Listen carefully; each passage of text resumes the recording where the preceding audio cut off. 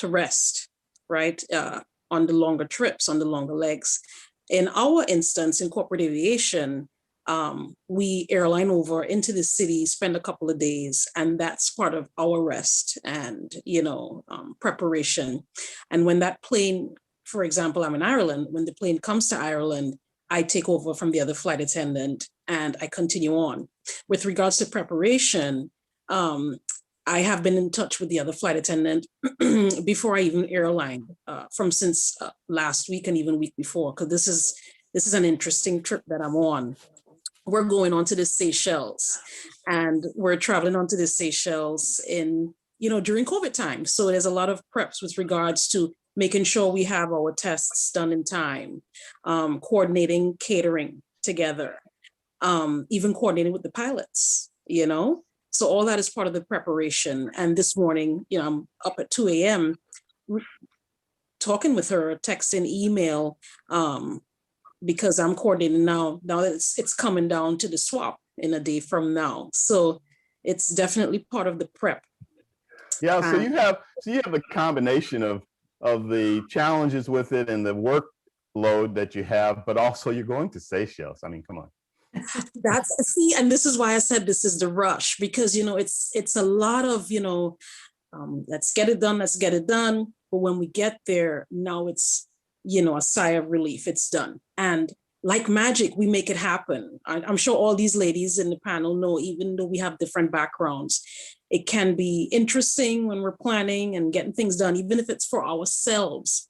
But when it gets there, like when it comes down to it, we make it happen. We make it happen. We are magicians. Yeah. So let me shift a little bit, and I'll go to Lesley. Lesley, you started on the airline side, and you chose to at some point transition to private flying, and you've been doing that ever since. How'd that come about? I actually flew for a couple of airlines, Pan Am and Northwest, and I decided to leave Northwest Airlines. I wasn't sure what I was going to do, and it was through my connections with Pan Am that I ended up doing contract work for Saudi for about 5 years in the Middle East. And when I decided to come home, I ended up getting on with a fractional as well as an oil company. So I ended up kind of going a circular route and ended up with fractional aviation for about 15 years. I flew for both FlexJet and NetJets on their 91K programs. And when I decided that was time to move on, then I got on with a department store. So I've gone through various 135, 91, 91K, 121 FAA operations. And so to be able to see the differences between all those has been a very interesting challenge. And right now I fly straight 91 operations for a family. Yeah, so tell us a little bit more about the difference between being a corporate flight attendant versus being airline. There's some obvious things, but there's some things, what drew you to it? And just give us a little bit more insight about that from your perspective, please. I had no idea when I first started that there were actually flight attendants on the smaller aircraft. And what drew me to that was the unpredictability, I guess, of the schedule. With an airline, you know your schedule a month in advance. You know pretty much the crew you're going to fly with and where you're going. With corporate aviation, you basically pack for winter weather, summer weather, and everything in between. And when you're flying with a fractional, you have a schedule as far as you have 7 days on and 7 days off. And during that 7-day period, you have no idea where you're going. With an airline, you know exactly your routing and when you're going to come home. With fractional, it's anybody's gamut. And that's the fun part of it. And like it's that rush where you have no idea where you're going. 1 minute you can be, in the mountains, next minute you're on the beach. And you sort of get addicted to that craziness. And, next minute you're in Hong Kong having lunch. And, 2 days later, you're back in Dallas, waking up, figuring out where you are. And are you actually in your bed or are you, Well, exactly. And one of the things that I've seen in the industry about that, with what you guys do and from a pilot's perspective, is that you can be on a trip that's only going to be a day or two, or it could extend for a week or two. And I think that's what you're alluding to, is that you literally could fly to Europe and think, okay, we're going to fly there and we're going to fly back and we're done. And then if it's, particularly if it's a business trip, something comes up and they say, hey, while we're over in Europe, let's go over to wherever. And then while we're there, let's go over to wherever. And then before you know it, you're coming back, 10 or 12 days later on that trip. So there are a lot of people like you guys that like that. And there are a lot who would say, wow, I don't know if I want to be at such a kind of a beck and call type of a situation, but you obviously like it. And this question is really going to go to all of you, but I'll continue with you for a second, Lesley. The difference between being a contract flight attendant and being on staff. You've done both. You were on a corporate staff. You were, if I'm hearing you correctly, you were on staff at like FlexJet. Yeah, because you said 7 days off, 7 days on, and that type of thing. So what's your take on the difference, and why are you comfortable with where you are now as a contract? As a contract flight attendant, it is a full-time job looking for part-time work. It is a constant hustle to find out when your next job is. So while some people like that, I like a steady paycheck coming in, and that's why I was happy to find a full-time position with the family that I'm flying for right now. So contract, while it's exciting and there are a lot of different opportunities available for you, it is very hard work to get something steady. And as a contractor, I was lucky to have about 5 companies that I would contract for. And if each one gave me a trip or 2 a month, I was very happy. With a family now, I'm basically on their schedule. And I am full-time. I have benefits and a paycheck every 2 weeks. So that's kind of nice for me. Is it still unexpected though, in terms of, do you get the call saying, hey, tomorrow morning we need to go to wherever? At times you can, yes. So with contract, you basically didn't say no because you never knew if you were going to be called back again. With the family, we know pretty much in advance our schedule, although we do have the opportunity for trips that pop up where we have to be ready in the next day or so. But that's one thing with contract. You definitely have your suitcase packed all the time because you never know when that trip call is going to come in. Because as a contractor, you're usually covering somebody who can't do a trip, or who's sick, or they need somebody right away. Whereas with me now, I'm the full-time flight attendant. I know my schedule a week or 2 in advance. Yeah. Bonnie, you had an interesting perspective on the difference too, in terms of how you look at being a contract corporate flight attendant, which you are now, versus being on staff. You want to share that with us again? Yes. For me, when I started coming from the airlines, I thought the first thing, you just become full-time and that's it. But I was sadly mistaken. Obviously, you have to network, you have to build yourself. And the timing that I came into the industry, there were a lot of shifts and changes, like things are changing now. And it became the trend where it was a lot more work available, at least for me, with regards to being a contract flight attendant. And I was able to, build my aviation family on this side with that. I have been very, very blessed where, yes, when I started, there were times where I would start making dinner and I have to turn off the pot because I have a trip and I don't want to take it, I don't want to turn it down.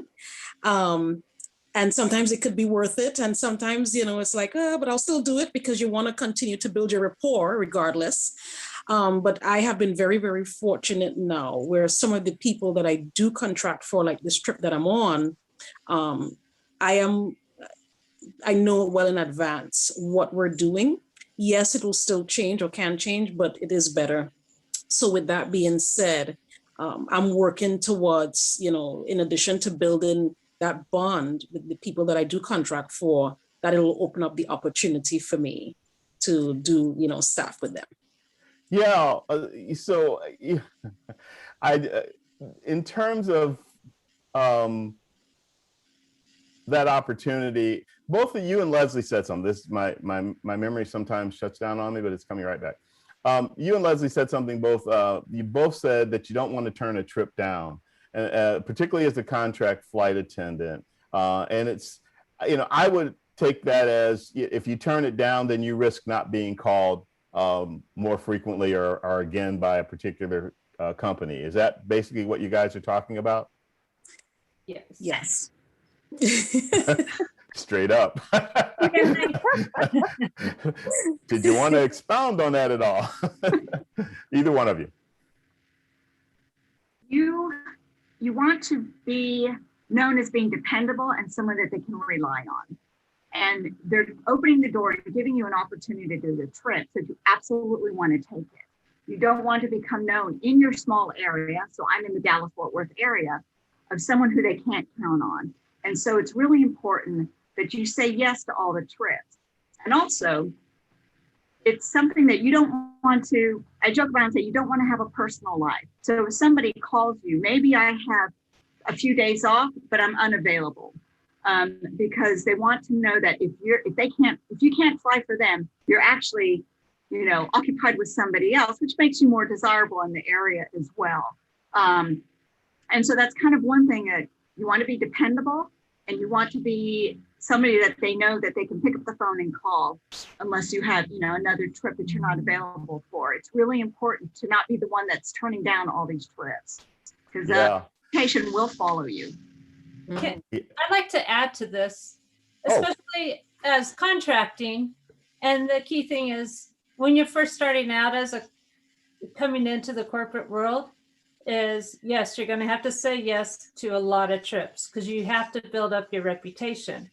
But you also start with a small core of flight attendants, and Bonnie and Lesley and I can all we help each other. If I'm not available, I'm going to recommend someone to help you out. And that's the key. We recommend each other and many other corporate flight attendants out there. And that's part of our networking. So you're a close-knit community. Yes, because I can't help you out, but I can recommend someone that I trust that can help that flight department out. So I'm not totally going too bad.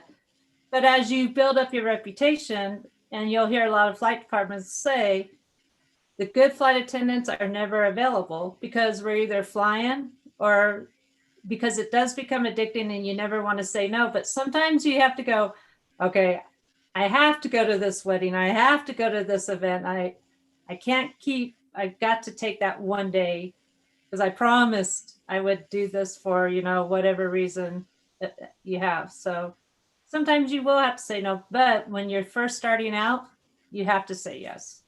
So speaking of on demand and all those, I'm sorry, did somebody want to chime in?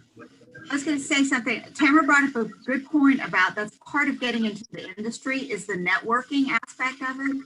And it's really important to build your core group of people that you get to know, whether it's your mentor or other flight attendants, because they are the ones that will help you further your career along. And it may not be something that happens right away. It may be a relationship.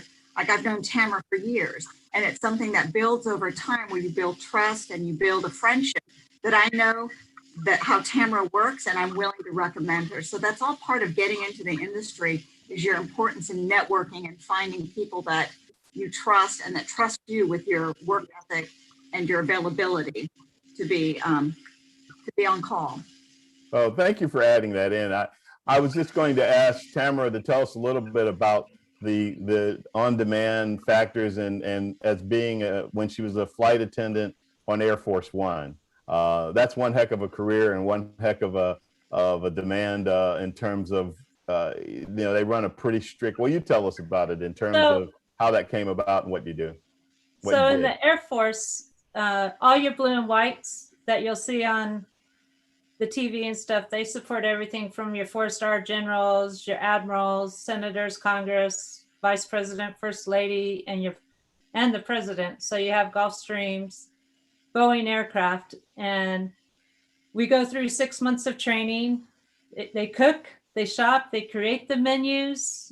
And when I first started, I'm like, I'm cooking for how many people? I just left college eating top ramen for years.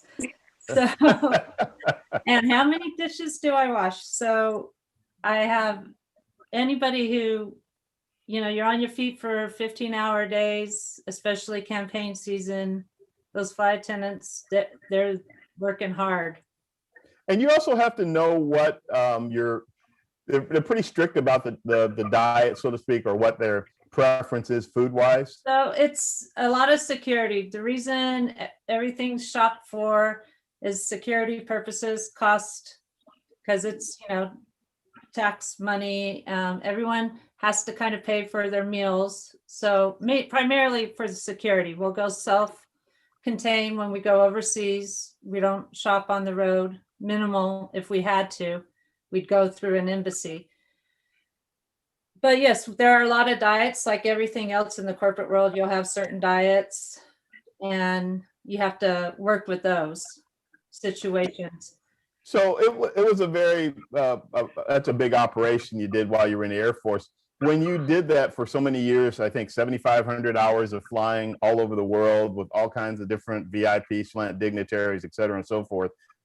How did you transition from that to, after you retired, still wanting to be a contract flight attendant? How did that happen? Well, when I first wanted to get out at 10 years, I knew nothing about the corporate world. And none of my colleagues, pilots, nobody knew about the corporate world.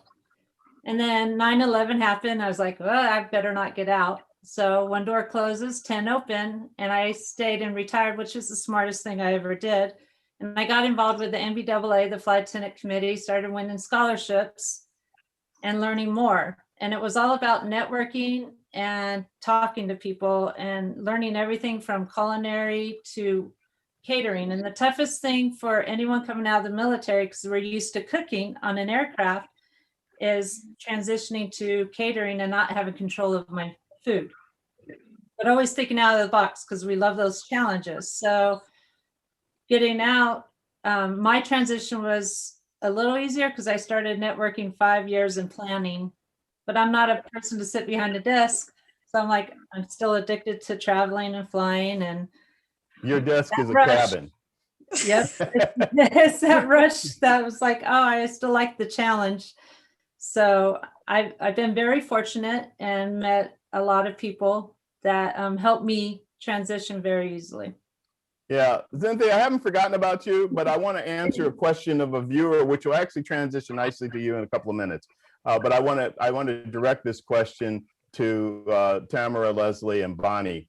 So one of the viewers is asking, how do you determine, in terms of becoming a corporate flight attendant? So again, if you have had airline experience or not, and you just decide you're in school or you're just finishing school, things have been a little different the last year or so, and you're thinking about, I never thought about being a corporate flight attendant. So what type of recommendations do you have for two things? This is what the viewer is asking. One has, in terms of choosing the training that you need and where you do that training, and the other is finding a mentor, somebody, and I know this speaks to your heart, Tamara, but finding a mentor to kind of guide you through the career of becoming a corporate flight attendant. And Tamara, since we're on you, I'll start with you first.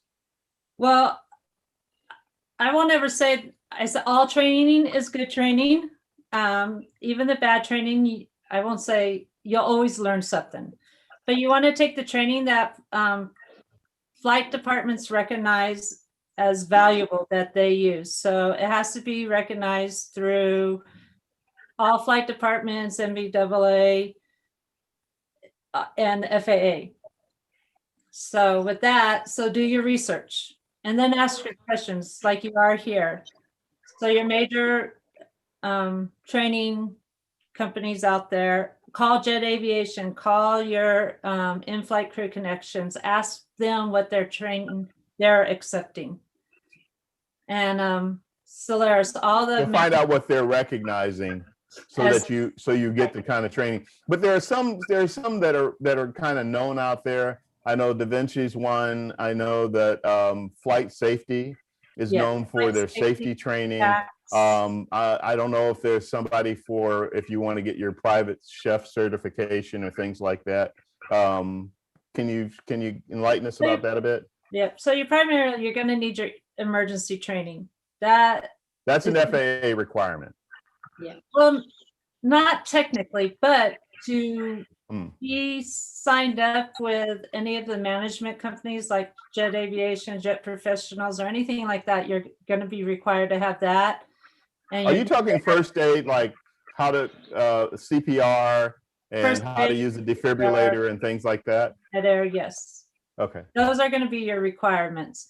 Anything in additional, and it's the key to setting yourself apart, having your resume set yourself apart, and having a one-page resume to set yourself apart. Any additional culinary training, protocol, etiquette, anything you can add to it that will set yourself apart, languages, anything will help you out. Having all your passports, any visas, anything like that added to it. Sure. Bonnie, you work for Jet Professionals and Jet Aviation. So can you share some of your insight about that in terms of requirements and if you did any kind of training of that nature? Yes, I definitely did a lot of training. How much? When I'm just kidding. a lot times many. When I first started coming in the business, making the transition into corporate aviation, they're no longer around in the US, but Private Air, they had Jeff Hare, they had in-house training as well. So I will back Tamara up with regards to picking a company that the training is definitely they would recognize. And some of these companies, when they bring you on as a contract flight attendant, they also offer their own in-house training.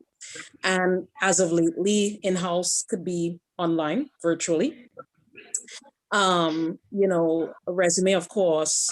For me, I try to attend like the NBAA regional forums, whatever forums I can. Right now, because of, things going on with COVID and all this stuff, whatever forums you can join online virtually. I made business cards, right? So when I met people, or sometimes if I go to meet people, yes, I'll have my resume, but I always have my business card because unlike the airlines, I didn't have to walk with a business card to hand out to people and all this kind of stuff. So definitely that training is very important. Culinary training is also important as well to add on top of that. All of it. You could never have too much. It just makes you better all around. It makes you more marketable. And it also is a good way to network. While you're in training, you're meeting people. After a while, you realize you because it's a cyclical business, right? You realize that you coming across the same people, the same faces, and you build genuine. Tell me about it. Yeah. Exactly. You build genuine bonds with them, and you really do. Yes, it will lead to something. Absolutely. You really do. And we are a small industry, I mean, relatively speaking. And so if you go to enough of the events on a regular basis, particularly like when I worked at NBAA and before that AOPA, it was like, oh, hi, Vince, you're here too. And oh, hi, Vince, you're here too. And that type of thing. So it does. But that actually pays off. Before I go to Zintle, Lesley, you came from a lot of experience in the airline industry. And with that experience, did you still have to do any training when you started working in the private sector? Absolutely. The emergency and evacuations training is different from a commercial carrier to a private aircraft. So that is absolute given. I'll back everybody else. Yes, you need something that is recognized in the industry. But what is different from commercial to private is that we're also look at it more as creating a party or an event on an aircraft. So everything you do to plan a party at home, you plan on an airplane, whether that's 2 or 3 days in advance, planning the menu, going shopping, then decorating the airplane. For each of the different holidays, we set a theme and you set the ambience on, then you throw the party, then you clean up, and then you're on the ground. And you're doing all this within about a 2-hour period. So skills that you gain, whether you're a food server or in customer service, can be translated into this industry. And that's one thing on your resume. Look for more of a skills-based resume instead of a job position, because waiting tables and being able to read people and recognize different situations is really important on a corporate aircraft. So a lot of it is event planning and party throwing, and as well as being able to evacuate an airplane. And a lot of that training, I hope to never use those skills. Most of the skills I use are as in presentation and service. My emergency skills are there, but I hope never to have to use them, knock on wood. Yeah, I got you. I think that's a great point that you're making, though, about the difference between being an airline flight attendant and a corporate flight attendant in all of the planning and all the things. So in one respect, and that is in particular, you just don't walk on the plane and start serving or start taking care of your passengers. You really are intricately involved in the trip, the planning, what's needed, the food, who it's for, what their preferences are, all those type of things. Then I'll throw in that we haven't talked about yet, and Zinte's like, he's never going to get to me. He's never going to get to me. Is the connectivity, the technology that's now on there that you guys have to be familiar with too, because even though the pilot may be able to do a reset on the system, if the pilots don't have time to actually sit with the passenger and show them how to use something or whatever the case may be. And of course, we're past the point now where we hardly need sat phones anymore, which used to be on private aircraft, because now you can use your cell phone, you can text, you can email, et cetera, and so forth. But I don't want to digress too far with that, because I do want to go to Zintle, who is in Johannesburg, South Africa, and was kind enough to join us on short notice this morning. Zintle, again, welcome to the program. And you bring some unique perspective. So let's do this first. So you're currently, and have been for I think 8 years, a flight attendant for a South African airline there called Airlink. Yes. Yes. So why don't you tell us first of all how you even got into aviation? Because aviation is still something that's growing in South Africa. It's kind of growing leaps and bounds these days, but there's a lot of excitement about it. I love your enthusiasm about it. So tell us a little bit about your background, where you're from, and how you got into aviation.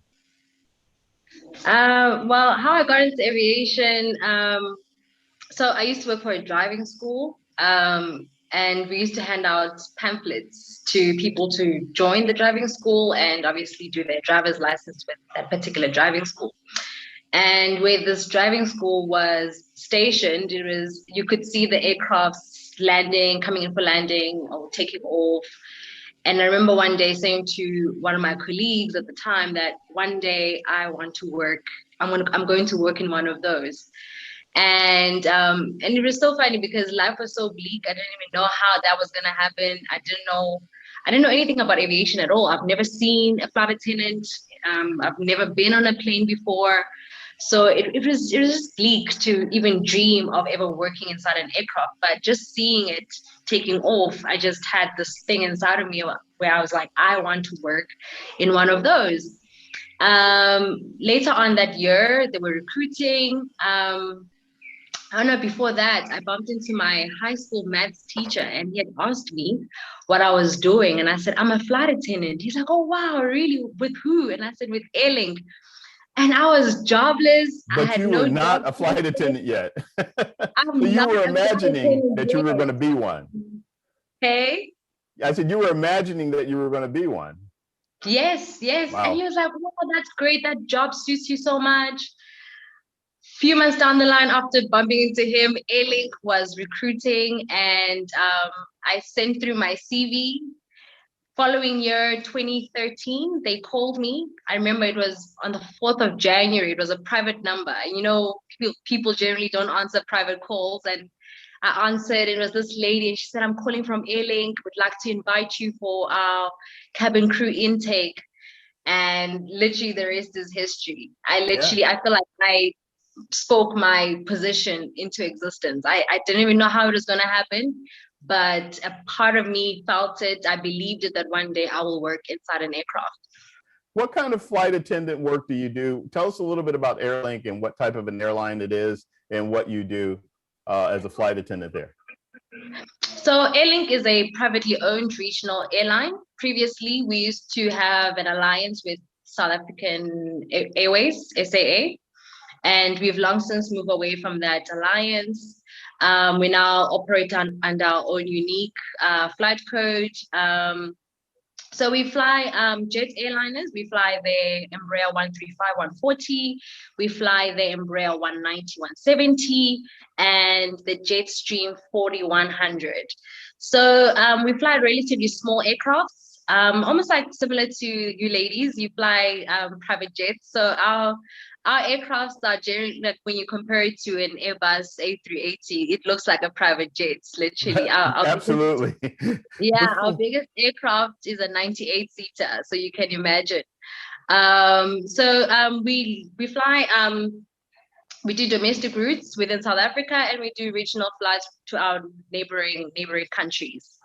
Before you became, once you became a flight attendant, while you have been flying, well, first of all, I was going to ask you, before you came on the show today, that's what I was going to say. Did you know anything about being a corporate flight attendant? Yes, I did, but it's not something that it was something that I was interested in. I've always wanted to fly commercial, and I've always wanted to end up in the flight deck, hence pursuing my pilot license. Right. So you're in flight training. When did you decide in the last 8 years of being a flight attendant that you should also get your private license and maybe move on all the way through all the licenses? I've always wanted to be a pilot. I think from day one of being a flight attendant, I always knew that my natural career progression would be to end up in the flight deck. How it started manifesting in reality, that was about 2 years ago. Okay. And do you think it's helped you, or it's been helpful for you to work as a flight attendant prior to when you may eventually one day, or will eventually one day, become a professional pilot? Absolutely. Being a flight attendant is something I'll definitely never trade for anything. It builds character. It builds resilience. It builds situational awareness. It builds great people skills, really.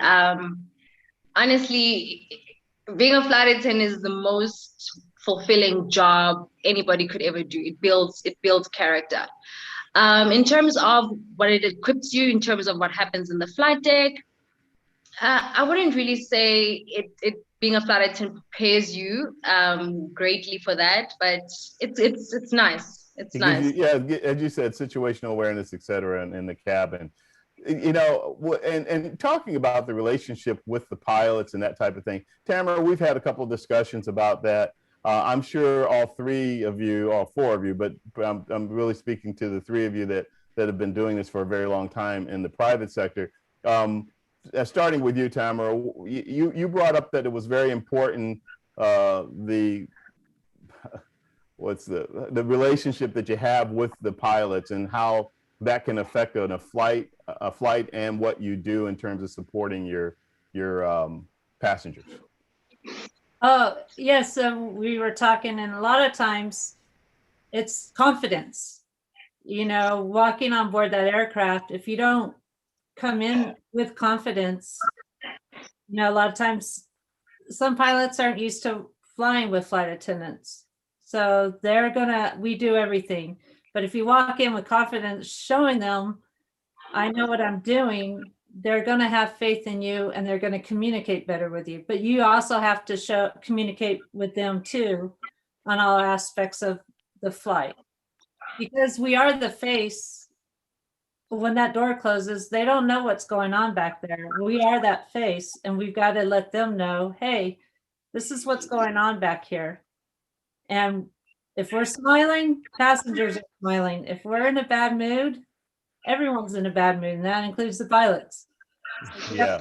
They're being Yeah, one of the things you pointed out too is, and I think some of this probably comes from your Air Force background on Air Force One. You say that when you come, you have to be, you know, dressed and ready and looking like you know what you're doing and that you're going to take good care of this flight. And that also instills confidence in the pilots when they see a flight attendant approaching like that, even approaching to come on board and start the process. Did you want to add to that at all? Yes. Well, it's the conversations we had, you know, when they say, you know, crew bus is at 1400, 2 p.m.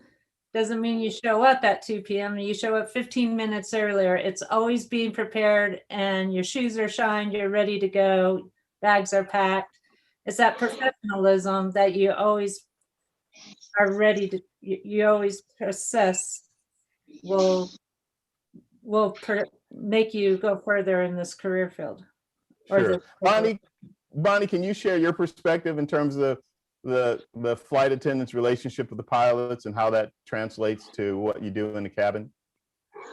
It's really a camaraderie, a genuine camaraderie. It's a synergy. You know, it makes a big difference. When I was having dinner with my guys last night, you know, my captain said to me, Bonnie, I just love to work with you. I don't have to worry about anything.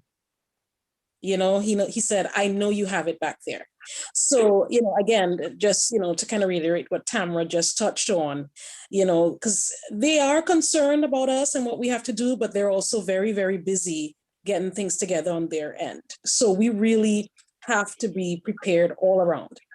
Yeah. You know, we have to be self-starters, you know, and just get it done. And you know, still make it fun, but we are family. It is an aviation family.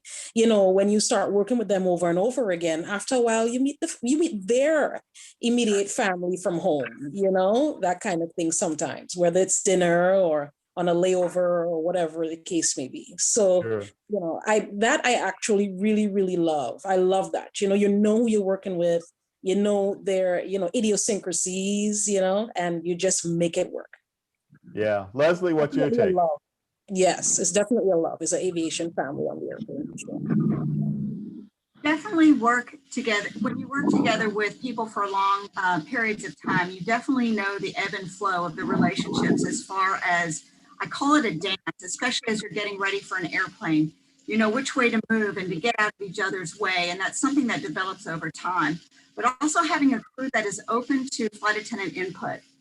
I'm with a relatively new crew of 2 aircraft. I have been on Gulfstreams for about 15 years. My pilots have been on Gulfstreams for about 2. And the fact that they're very open to my input as far as smells, sounds in the back of the airplane.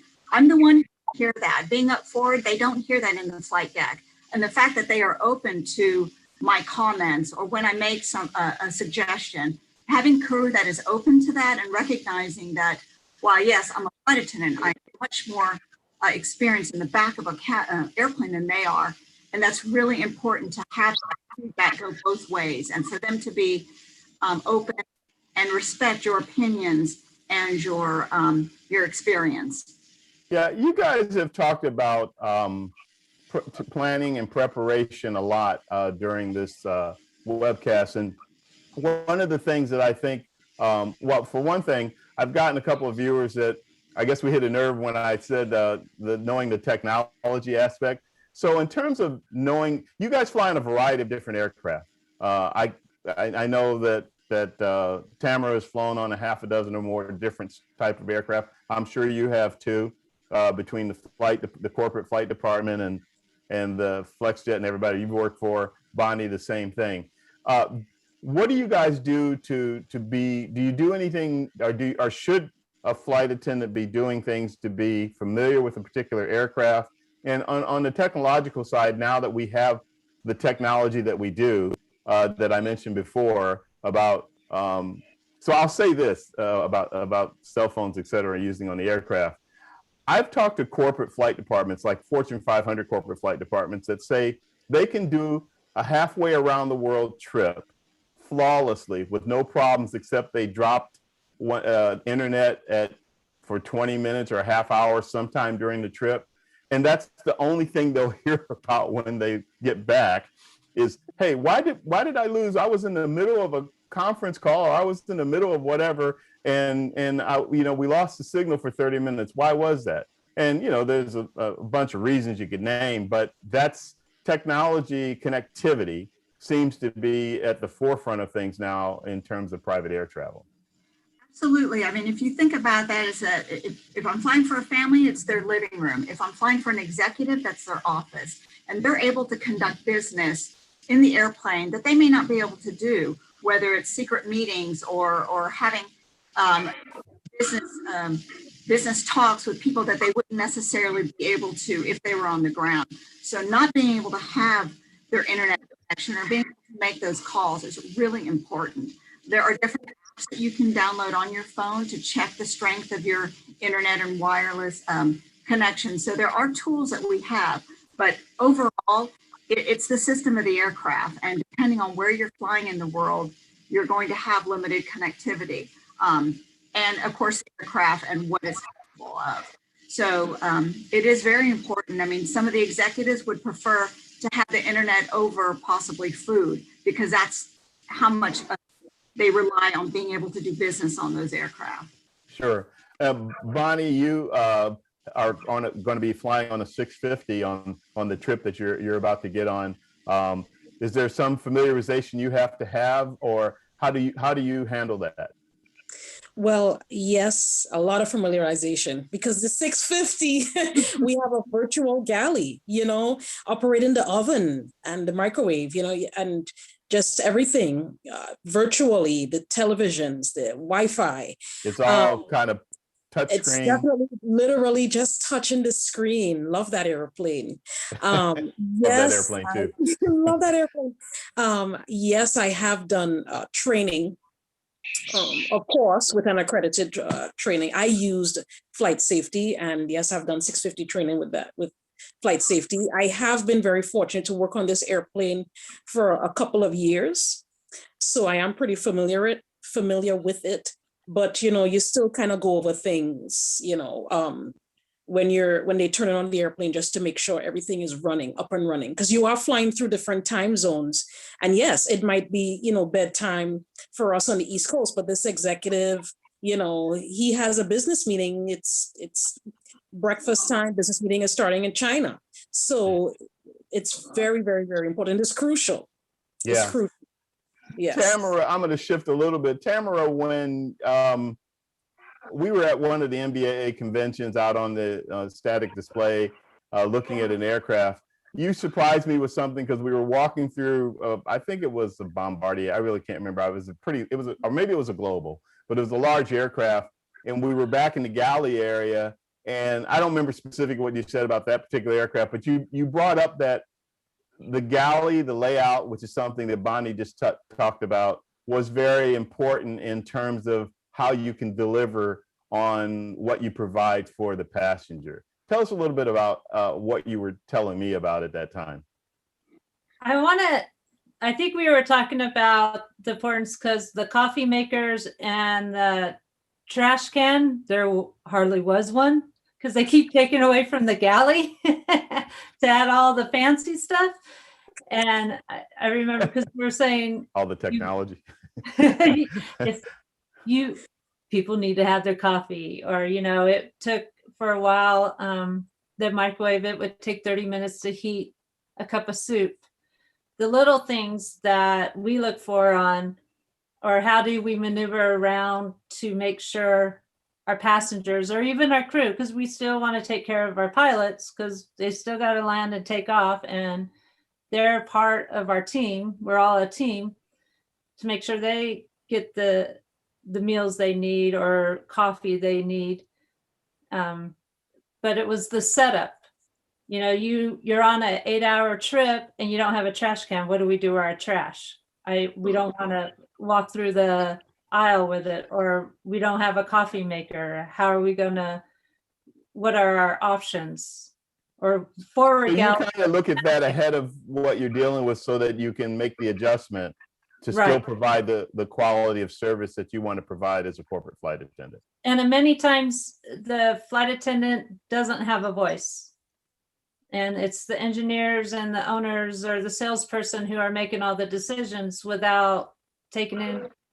Oh, you mean when they're actually building the aircraft or building the interior? Right. Gotcha. And they're not thinking user-friendly or what works best on the aircraft with turbulence. Got you.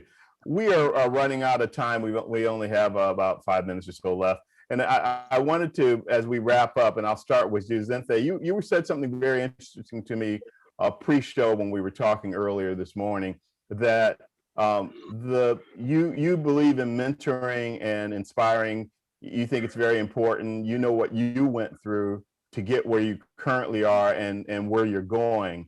And so you have very strong feelings about that. And I wonder if you could expand on that a little bit and tell us your thoughts about mentoring and about inspiring the next generation, which, by the way, you look like the next generation, but we found out you're a little older than we thought. Paying it forward to the next girl child, boy child is something that is very close to my heart. South Africa in general is a developing continent. It's a third world country. So a lot of aviation generally is something that is not accessible to a lot of particularly Black children in Africa. It's something you don't dream about. Your brain just does not even connect. So for me, it's a sector that I want to take back to the Black child more than anything. I want to empower the Black child and show them that you can be more than just a nurse. You can be more than just a teacher. There's nothing wrong about those professions, just by the way. We all need teachers, we all need nurses, but it's just, they dream so small, and it's just a sector that I want to just take back to the Black child more than anything. Sure. Speaking of mentoring, there's a young lady down there that you have high regard for. We were talking about her earlier, and which is interesting because you've already done quite a bit in your career, but you still consider her somebody that you would like to mentor you and that you look up to. You want to tell us briefly, we're running out of time, but just tell us real quick about her name and what she does for you. Revuelto Ledwaba, her story resonates so much with mine. She started off as a flight attendant, and one of her pilots told her, or encouraged her rather, to actually pursue her pilot license. She was the first Black female helicopter pilot in the South African police force. Right. So, so my story resonates so much with hers. I see so much of myself in her. She embodies everything I want to become. And she is, and she has her own foundation that empowers women in aviation. So she's me, basically. She's me. Cool. Lesley, Bonnie, and Tamara, before you guys give some closing inspirational remarks, I had a viewer that asked a pretty simple question, but I wanted to see if any of you wanted to chime in for this viewer's sake. So she's an aspiring flight attendant, so she's very interested in what she's been hearing on the show today. But her one question is, in talking about knowing about being a chef or having that experience with knowing how to provide food service or to cook, she wants to know, where could she learn more about that, and how important is that as part of the responsibility of being a corporate flight attendant? Start off with that. The position has shifted in the past 10 years, where I think there is more of a focus on culinary skills. There's all types of training out there, but if you can't afford training, there's YouTube, there's Pinterest. You can practice at home. I never serve a meal at home without food presentation. And it's sort of just working on your skills. Find local restaurants and stores that will take you on and do, whether it's a free internship, or maybe you can just shadow a chef at some point, or like I said, Pinterest. I've learned a lot of things off of Pinterest, and I'm self-taught in many ways. So that's a place to start. You don't have to put a lot of money into school if you can find the avenues, and look for local chapters, local flight attendants that can help mentor you. Facebook is a great source of community events that you can possibly get involved with. And that's one way of getting into the industry before you actually start flying. Gotcha. Tamara, you want to have anything to add to that? Lesley, she has a lot of great presentations she puts on Facebook and shares her inspirations. And I also say, Practice at home. Put time limits on yourself. Invite your friends over as if you were serving on an aircraft, and limit your space. Give yourself a very small galley and cook for all of them, serve them, and give them drinks, and just practice. I would take recipes and just practice them. And then when I got on the aircraft, I was like, okay, I got this. And ask questions. Always ask everyone a question if you have it. Sure. Bonnie? I would say many avenues. When I did my training with flight safety, I remembered, I think it was done at Kachasa Corporate School of Etiquette. They were teaching, culinary stuff there. I started networking with the caterers in the area because I'm in the New York, New Jersey area. I started, reaching out with Rudy's and, so my local caterers, sometimes they will allow you to come into their kitchen, or sometimes they will even set up specific days where you can come in and do catering stuff with them. I have worked with a caterer in London on air dining, and, I join their sites as well online virtually, whether it's Facebook or whatever platform they have. They even post dates, because I don't know where this person is located. They even post dates in the UK, like when they will allow, flight attendants and crew members and stuff to come in and practice. And even, of course, the fun part is to taste what you tried, what you made, right? And again, this is all part of the networking. So I've done a little bit of that. I remembered when I started, I always loved food and to cook anyway. So I'm looking at Food Network and Travel Channel. And, I used to watch all of that and just continue to practice. I'm from Trinidad, so I could cook my local food, but then I started practicing preparing meals, that are not indigenous to where I'm from, but, still tasty with that flair. And I just do all of that on the airplane now. But yes, there are many different avenues that you can take. Yeah, thank you, ladies, for all of that. Those are great advice. Yes, you may. Scholarships. Women of corporate aviation and women of international aviation. And this is for you, Sinway. And NBAA, they give out scholarships every year. And that's another way to help pay for all your training. It really is. I'm glad you brought that up. It comes up on just about every program. The thing I always say about the scholarships is there are a lot of them out there and they're not always pursued. A lot of times they almost have challenges of giving them away. So as you said, women in aviation, women in corporate aviation, and BAA, and even on the flying stuff, there's scholarships with EAA and AOPA. AOPA just closed their stuff for 2021, but they had a bunch of scholarships and they literally had to promote it heavy again a week before the deadline because they weren't getting enough of a response. So yeah, I'm so glad you brought that up.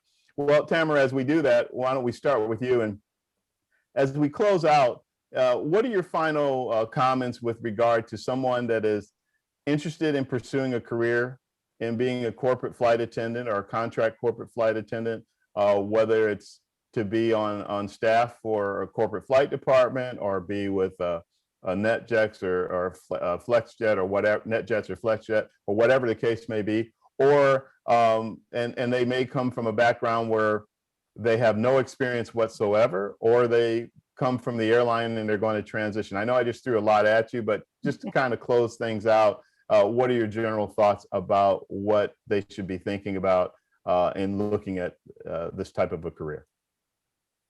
Network, look for a mentor, look for training, and always ask questions to anybody you meet throughout, whether it's going to safety, egress, anything. Ask those questions, follow up with those people, and keep knocking on the doors. It may take a while, but if you really want it, determination, you'll get it. Sounds good to me. Bonnie? Definitely network. Everyone, has the potential to network with. It could be somebody working on the ramp. It could be somebody just at the airport. Everyone. Don't close the doors on networking with anyone at all. Join your online platforms, because a lot of the younger generation, they're very much into the virtual stuff. There are boards and groups online, corporate aviation boards, culinary boards online for catering, join platforms, ask for their advice. I'm going to use NBAA, but as an example, when they have their forums again, attend them as best as you can and continue to push yourself. And yes, you can have one mentor, but look at everyone as a mentor, because it's a learning lesson with everyone. And it's an experience you cannot trade for anything in the world. And have fun while doing it. Have fun and have patience. It will pay off. It will pay off. Yeah, that's great. Lesley, how about you? Besides finding a mentor, I would say go to an airport, hang out at the FBO, go talk to the customer service representatives. Don't be afraid to walk up to somebody and ask them what they do. You'll see a lot of pilots and flight attendants hanging around a Millionaire or a Signature Flight Support, and walk up and talk to them. Introduce yourselves and let them know. And if they are passionate about what they do, they will be passionate to talk to you and to bring you into this industry that we all love so much. Great. So Zintle, are you ready to transition from being a commercial flight attendant to a corporate flight attendant? No, thank you. Oh, man.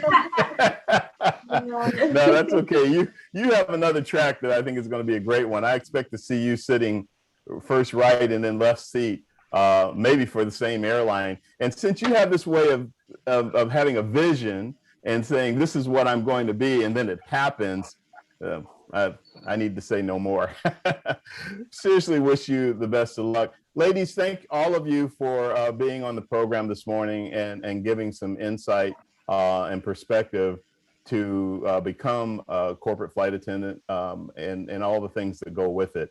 I hope it's helpful to our viewers and listeners, but it definitely, even for somebody like me who's been flying a long time and been in the industry a long time, I still learned some things today.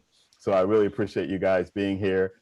Bonnie in Dublin, have a safe flight on the 650. Jealous. Love that airplane. Anyhow, and Tamara, have fun. Tamara's probably going boating. Oh no, that's right. You say you got to go back up and go flying again at the end of the week or whatever, or beginning of next week. So have fun with that. Lesley, it's been a pleasure. Miss Original Pan American Airways, which is pretty cool. And Bonnie, TWA from my hometown, St. Louis, even though you flew it out of JFK and that type of thing. Yes. It's great to have you guys on board. Zintle, seriously, sorry for butchering your name, but best of luck to you with your career. And so glad that you could join us all the way from Johannesburg today. No, thank you. Thank you for having me as well. Absolutely. Ladies, you guys all take care, fly safe, stay healthy. And again, it's a pleasure to have you guys on All Things Aviation and Aerospace. My name is Vince Mickens with the Private Air Media Group. And boy, what a great show we had today. Thank you, everybody. Take care. Talk to you soon.